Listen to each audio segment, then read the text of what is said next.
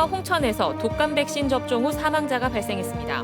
보건당국은 백신 접종과 사망 사이의 연관성을 파악하고 있습니다. 가뜩이나 강원도에서는 사용할 곳이 적어 취약계층의 문화누리 카드 사용 실적이 낮은데 올해는 코로나19 여파가 더해 심각합니다. 환경부가 해안 침식 문제 등을 이유로 삼척화력의 항만공사 중단을 산업부에 요청했는데 이번 주 안에 산업부의 처분이 내려질 전망입니다. 도암댐 수질 개선을 위해 한국수력원자력이 조류 제거제를 투입할 계획에 정선군이 원천 반대 입장을 밝혔습니다. 안녕하십니까. 뉴스데스크 강원입니다. 전국에서 독감 백신 사망자가 잇따르고 있습니다. 춘천과 홍천에서도 오늘 80대 어르신 2명이 숨졌는데요. 방역당국이 정확한 사망 원인을 파악 중인데 시민들의 불안감이 더욱 커지고 있습니다. 김상훈 기자가 보도합니다. 춘천시 운교동의 한 도로. 80살 A씨는 아침에 길을 나서다 갑자기 의식을 잃고 쓰러졌습니다.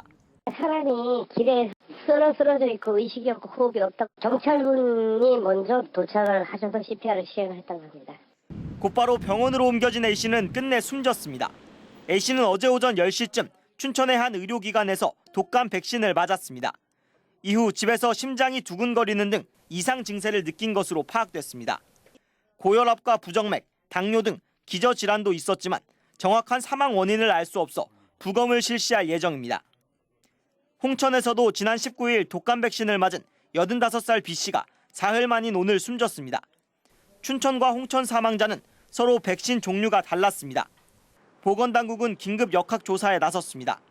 보건소와 도역학조사관을 통해서 예방접종과의 이상 반응 연관성을 조사하고 있습니다. 정은경 질병관리청장은 앞서 긴급 브리핑을 통해 백신에는 이상이 없는 것으로 판단된다며 예방접종을 중단하지 않겠다고 밝혔습니다. 하지만 불안감이 커지면서 오늘 병원을 찾은 사람은 눈에 띄게 줄었습니다. 기사가 나간 이후로 어제만 해도 이제 40여 명 안팎으로 환자 수가 줄었고요. 오늘은 그것보다 더 줄어서. 보건당국은 원인을 분석하는 대로 결과를 발표하겠다고 밝혔지만 대한의사협회는 예방접종을 일주일간 잠정적으로 미뤄달라고 정부에 권고했습니다. MBC 뉴스 김상훈입니다. 경제적 사정이 어려운 계층에게는 문화예술, 여행, 또 체육활동을 돕는 문화누리 카드가 지급되고 있습니다. 강원도는 쓸 곳이 마땅치 않아 사용 실적이 상대적으로 저조했는데 올해는 코로나19 여파까지 더해져 사용이 위축되고 있습니다. 박은지 기자입니다. 저소득층의 문화예술 활동 지원을 위한 문화누리 카드 서비스는 매년 확대돼 2016년 5만 원에서 올해는 1인당 9만 원으로 늘었고 내년에는 10만 원까지 지원됩니다. 올해 코로나19로 관광과 문화예술 활동이 위축되면서 취약계층의 통합 문화 이용권인 문화누리 카드 이용 실적도 감소한 것으로 나타났습니다. 올해 10월 기준 도내 문화누리 카드를 발급받은 인원은 6만 1,100여 명으로 지난해 5만 7,500여 명보다 늘었습니다.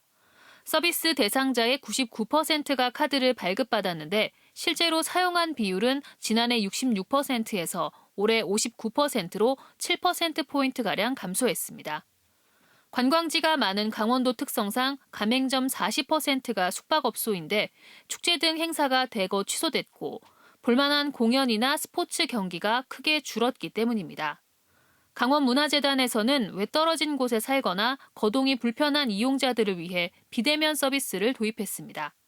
책과 음반, 공예품, 운동기구 등 200여 가지 품목을 이용객이 주문하면 배달해주는 겁니다. 군소지역 같은 경우는 가맹점이 좀 없거나 있어도 이용할 수 있는 품목들이 좀 없어서 지역업체를 대상으로 해서 한 210개 품목을 준비를 해서 이용자분들이 그 품목을 보고 전화를 해서 이제 주문하는 형태로. 한편 문화누리 카드와 유사한 산림복지 바우처는 자연휴양림 등 사용 가능 시설이 장기간 문을 닫는 바람에 8월 말 기준 이용률이 34%에 불과했습니다. 도내에도 송이밸리 자연휴양림과 대관령 치유의 숲 등 33곳이 있는데 최근에서야 숙박 등의 서비스가 재개됐습니다. 산림복지 바우처는 이달 말까지, 문화누리 카드는 연말까지 사용할 수 있고 남은 금액은 모두 국고로 회수됩니다. MBC 뉴스 박은지입니다. 허영 국회의원이 한국공항공사에 대한 국정감사에서 제6차 공항개발 종합계획에 양양국제공항 시설 개선 사업을 반영할 것을 요청했습니다. 허 의원은 코로나19 여파 속에 양양공항만이 지방공항 가운데 유일하게 이용객이 증가했다며 입국장 내 검역 공간 확장과 주차장 증설, 평행 유도로 설치 등의 활성화 대책이 제6차 공항 종합개발 계획에 반영돼야 한다고 주장했습니다. 또 양양공항은 2002년 개항 이후 만성 적자인데 지난해 11월 플라이 강원이 취항하면서 이용객이 대폭 늘었다며 시설 개선이 필요한 점을 강조했습니다. 환경부가 삼척 화력의 항만 공사 중단을 산업부에 요청했습니다. 공사 중지 요청서를 입수해보니 심한 침식과 모래 되메우기에 문제점이 지적된 것으로 확인됐는데요. 어떤 공사가 문제가 됐는지 유인호 기자가 취재했습니다. 포스코 삼척 화력이 항만시설을 건설하는 현장입니다. 환경부는 발전소 항만시설을 건설하면서 침식 저감시설은 설치가 늦어져 해변이 심하게 깎여나갔다고 인정했습니다. 이에 따라 항만공사를 중지하고 1단계 침식 저감시설을 올해 말까지 설치하도록 명령해야 한다고 산업부에 요청했습니다. 침식 해안에 모래를 메운 작업도 잘못됐다고 지적했습니다. 바닷속 준설 모래를 활용하는 바람에 알갱이가 기존 모래보다 작고 색깔도 달라 바람직하지 않다는 겁니다. 원주환경청은 해변에 항만시설을 설치하면 남쪽에 모래가 퇴적될 것으로 예측돼 이 모래로 침식된 곳을 메우도록 했는데 지켜지지 않았다며 원상복구 명령을 산업부에 요청했습니다. 삼척화력은 이에 대해 퇴적 모래를 활용하는 건 2단계 공사에서 할 일이고 지금은 1단계이기 때문에 준설 모래를 사용해도 환경평가 위반이 아니라고 반박했습니다. 준설토 적치장 설치도 환경영향평가 위반으로 지적됐습니다. 마을 육상부에 설치하도록 했는데도 해변에 준설토를 쌓아둔 사실이 확인돼 환경청이 시정을 요구했습니다. 최종 처분기관인 산업부가 환경부의 요청대로 행정처분을 내리면 발전회사는 항만공사 중지와 함께 이미 되메우기를 한 준설 모래를 모두 걷어내야 합니다. 해변에 쌓아둔 준설토 역시 모두 치워야 합니다. 산업부의 처분은 이번 주 안에 내려질 것으로 알려졌는데 환경부의 지적과 발전회사의 해명이 어떻게 반영될지 주목됩니다. MBC 뉴스 유인호입니다. 한국수력원자력이 천연광물을 이용해 도암댐 수질을 개선하려는 것을 두고 안전성 논란이 있다는 소식을 여러 차례 전해드렸습니다. 이 논란에 대해 최승준 정선 군수가 수질 개선제를 뿌리면 수돗물 취수를 중단하겠다고 강경 입장을 밝혀 갈등이 커지고 있습니다. 조규환 기자입니다. 평창 도암댐은 대관령에서 흘러내려오는 송천을 막아 만들었습니다. 2001년부터 수력 발전이 중단된 이후 도암댐은 제 기능을 잃었는데 댐 안에는 상당한 퇴적물이 쌓인 것으로 보입니다. 여기에다 상류의 고랭지 밭에서 흙탕물이 계속 흘러내려와 포구 때마다 수질이 매우 나쁩니다. 이 때문에 한수원은 올해 초부터 2등급 수질을 유지하겠다며 제올라이트라는 천연 광물이 주 성분인 수질 개선제 살포 계획을 밝혔습니다. 이 같은 한수원의 수질 개선 계획에 대해 정성군은 반대 입장을 분명히 밝히고 근본적인 문제 해결을 요구하고 나섰습니다. 최승준 정성 군수는 기자회견을 열어 안전성을 담보할 수 없는 수질 개선제 살포에 원천적으로 반대한다고 밝혔습니다. 국내에서 도암댐과 같은 대형 수원지에 동일한 수질 개선제를 뿌린 사례가 없고 생태계에 미칠 영향도 입증되지 않았다는 게 이유입니다. 또 수질 개선제가 뿌려지면 송천 하류에 있는 정선 지역의 취수장 가동을 중단하겠다고 덧붙였습니다. 우리 군은 도암댐 하류 송천 수계로부터 남한강으로 이어지 동강으로 이어지는 취수장의 모든 그 취수를 중지를 하겠습니다. 물을 공급할 수가 없기 때문입니다. 그래도 공급도 중지하겠습니다. 도암댐 수질을 개선하려면 조류를 제거하는 일시적인 처방이 아닌 댐 안의 퇴적물을 먼저 처리하는 게 근본적인 해결책이라는 겁니다. 이에 대해 한수원은 수질 개선제의 생태 영향과 독성 시험 등 안전성 검증을 끝냈고 환경당국에 등록도 마쳤다고 반박했습니다. 또 수질 개선제 살포 시기는 아직 정하지 않았지만 주민들과 대화를 통해 문제를 풀어나가겠다고 밝혔습니다. 일본이나 중국에 제품을 수출해서 도암댐 규모 이상의 큰 댐들 실증에 성공한 사례들이 다양합니다. 주민들과 소통하면서 의견을 수렴하면서 하지만 정성군의 입장이 워낙 강경해 양측의 갈등이 해결의 실마리를 찾기는 쉽지 않아 보입니다. MBC 뉴스 조기환입니다. 강원도 중등교사 부족 현상이 심화되고 있습니다. 학생 수까지 감소하면서 교사 정원이 갈수록 줄고 있는데 인근 경기도는 해마다 강원도 교사를 빼내갈 궁리만 하고 있습니다. 강원 교단이 흔들리고 있습니다. 강화길 기자가 보도합니다. 교육부가 이달 초 가배정 통보한 내년 강원도 공립중등교사 정원은 5,632명. 지난해보다 121명이나 줄었습니다. 지난해 최종적으로 60명이 줄었는데 이대로 확정되면 감소폭이 2배 늘어나 역대 최대가 됩니다. 발등에 불이 떨어진 강원도 교육청은 대책 마련에 나섰지만 뾰족한 수를 찾지 못하고 있습니다. 이런 와중에 다른 시도교육청에서 강원도 교사를 빼가려는 시도를 노골화하고 있습니다.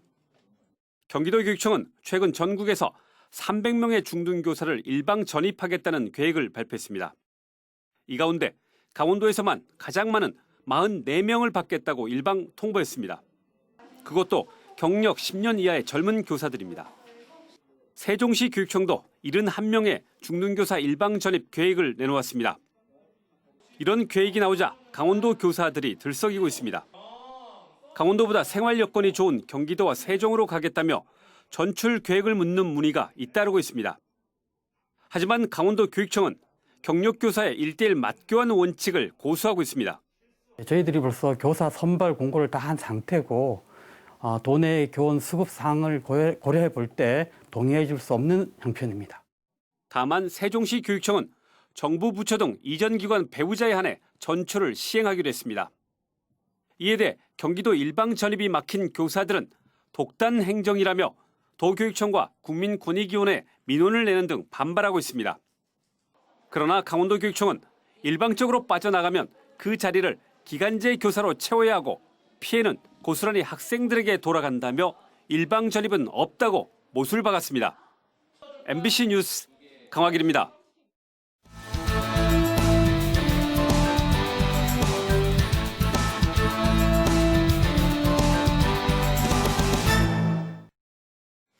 지난해 강릉시장 등 간부 공무원들에게 독감 예방주사를 출장 접종한 보건소장에게 징역 6월이 구형됐습니다.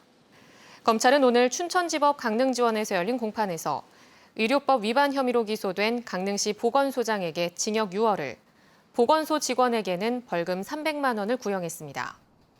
이들은 지난해 10월 시청사에서 시장과 부시장 등 4명에게 독감 예방접종을 실시한 혐의를 받고 있습니다. 이들에 대한 1심 선고는 다음 달 12일 열립니다. 미시령 터널과 인접한 6개 시군 주민들에게 통행료가 전액 지원됩니다. 강원도의회는 오늘 본회의에서 미시령 터널 통행료 지원 조례 개정안을 수정 가결했습니다. 이에 따라 내년부터 통행료 감면 지역이 속초와 고성, 인제, 양양에 이어 홍천과 양구까지 포함되고 감면 금액도 50%에서 전액 무료로 확대됩니다.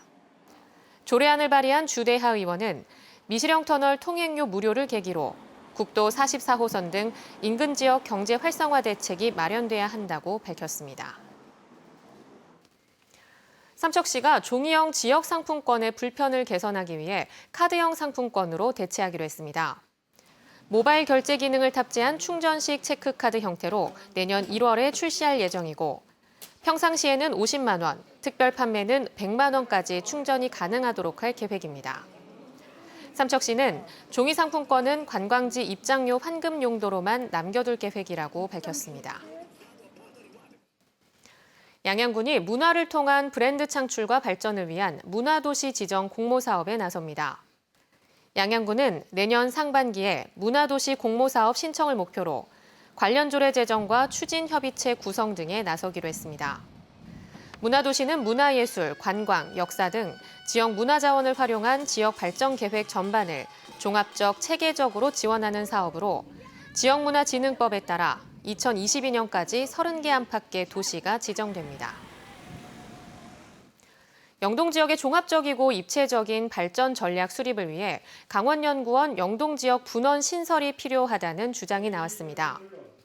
강원도의회 박인균 의원은 295회 임시회 5차 본회의 자유발언을 통해 지형적 특성에 따른 상대적 소외감을 해소하고 남북과 북방 교류의 본격 현실화를 선제적으로 준비해야 한다며 강원도청 제2청사 건립에 앞서 강원연구원 분원 설치가 필요하다고 주장했습니다.